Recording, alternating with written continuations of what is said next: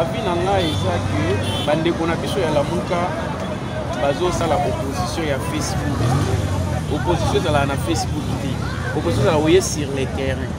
Et puis on a moni pe reproche on a pesa na bandeko na biso ya lamuka baza na ba mineur to na ba manifestation na bango. Tango bozo ya na ba mineur bana mike na manifestation na bino do boza la cirque eloko moko ekoleka ezate parce que babeti bango gaz moko lelo na moni kutu la police esali musala te babeti gaz moko biso to kanisa ki peut-être que ndenge biso kusala ki action bango pe bakoki ko emboîter les pas.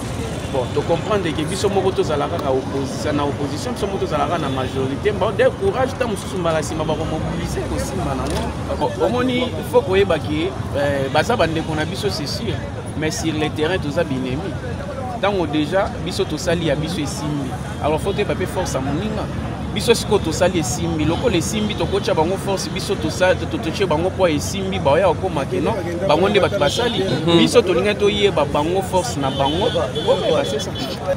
Bon ngai en tant que IDPS na saluer tout d'abord le courage au bazanango mais ezo senga vraiment temps ebelé pour ba travailler ba comme na niveau hein.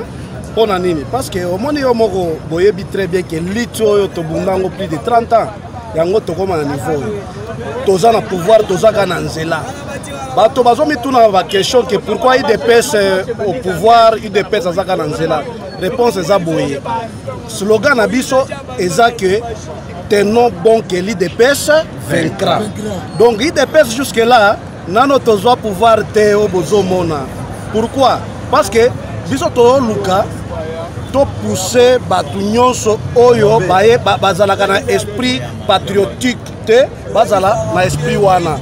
Pourquoi est-ce que je dis ça?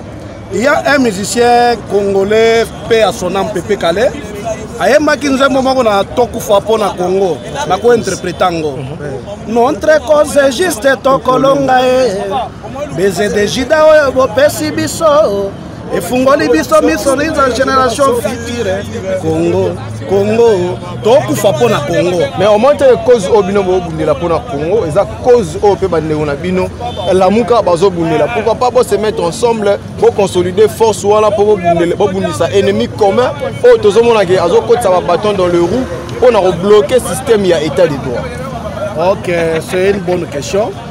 Lamuka bandeko nanga bolandanga bien lutte na biso ezalaki moko po tobunda po tolongola monguna mais bino botapaka côté boderailler quand même train eza en marche lokola bokomi ko comprendre moi je bosota ta na ba wagon bolanda train biso na bino toza bomoko lamuka wana biso pe tosala lamuka boyebi très bien biso nde tosala lamuka bouta pe na kati ya lamuka touta te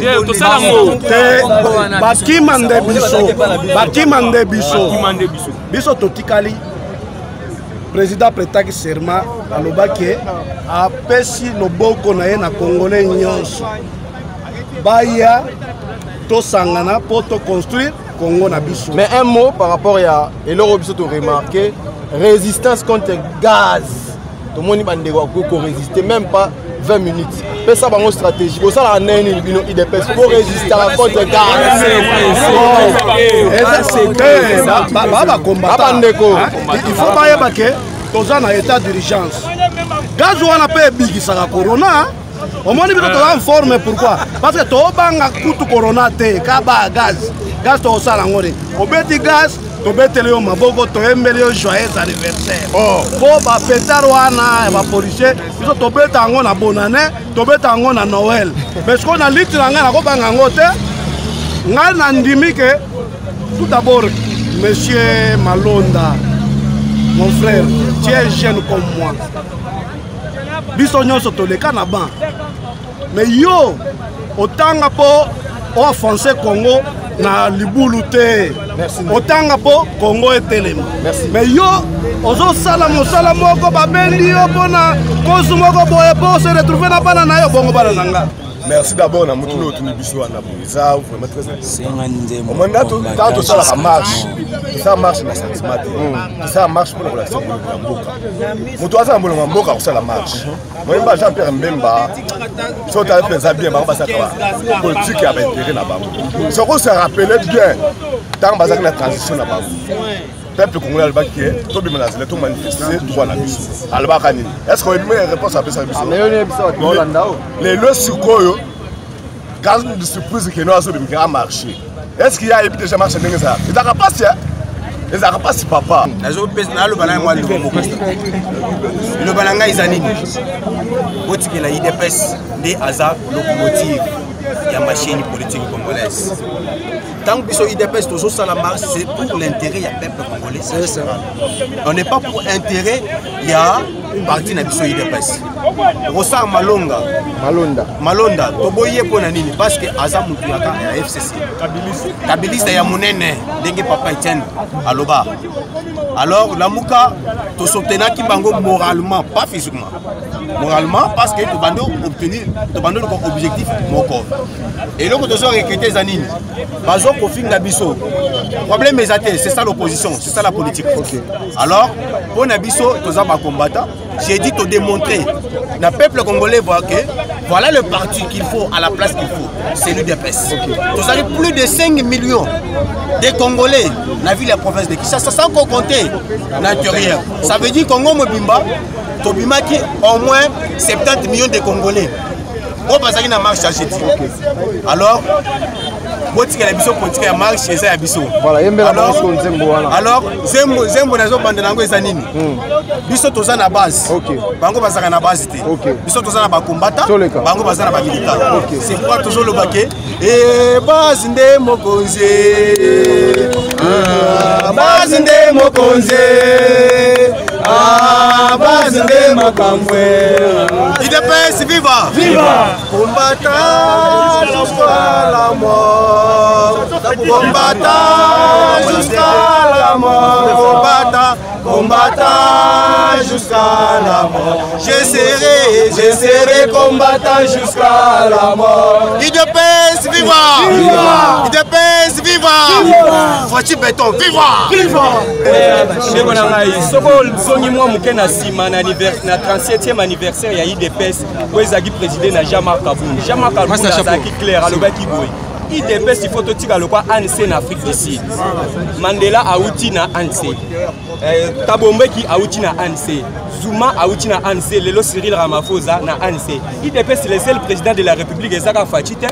Il faut attendre il faut na bunda pour na bima président de la République. To tira au bunda. Est-ce que Bazulu va tirer au bunda? La lutte continue. Est-ce que Bazulu va tirer au bunda? Jamais. Un peu là. Edouard Doualongwe, Nani, Joao Lorenzo, Azongi. Joao Lorenzo Pessoa Longwe, Moutoumsous, il y a un peu la personne ici. Ils sont comme président de la République. Les Gandés il faut les Gandés na base. Ce que là on a au Bagissa, pour éclairer la nation congolaise. Bande on a besoin que la Mouka Bazala va opposer à Joseph Kabila. Pour l'air, tout ça là qui les rassemblements de forces politiques acquises au changement, mon candidat bango ezaki président Fati. To kana ina bango boye, muto ko bima candidat comme ya opposition, aza muto aza la parti politique de masse. Mais to ko makuna ba dribbler biso ba déjouer biso.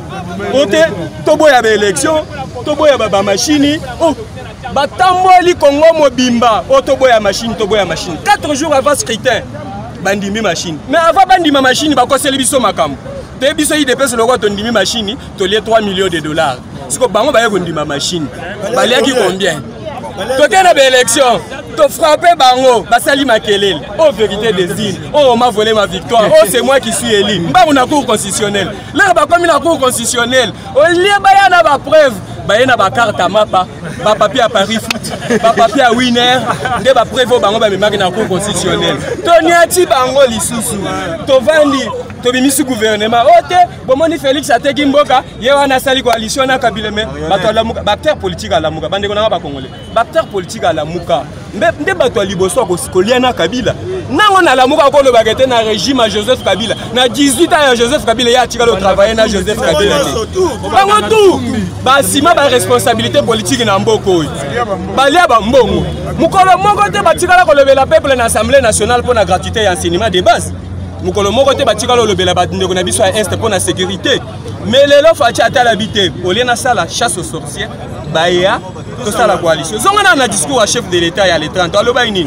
Mon souci n'est pas de voir les méchants périr, mais plutôt qu'ils changent. Ils sont en apposant à toi, on a changé de. Pour les Congolais, mais pas pour les cas bacal. Voilà. Nalito cité un message le président a dit que mon souci n'est pas de voir les méchants périr. Voilà. Si on a un cadre de idéologie à président de la République, il y a un lingate ba méchant oh nenge ozolo ba la muka ba périr puisque lutte ces arabes moko yebisa bango yo kela bango tamawa.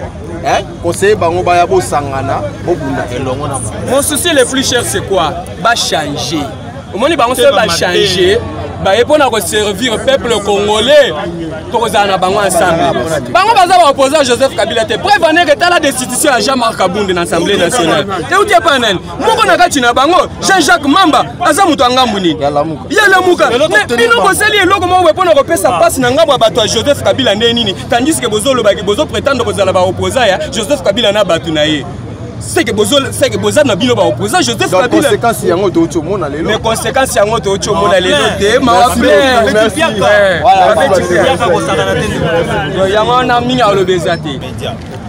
Donc, nous avons un terrain pour nous faire le constat. Il y a un terrain. Par rapport à Marambo et les Kaki, un jour il y a marche, il y a IDPS, un jour il y a Marambo et les Kaki, il y a marche à Lilo.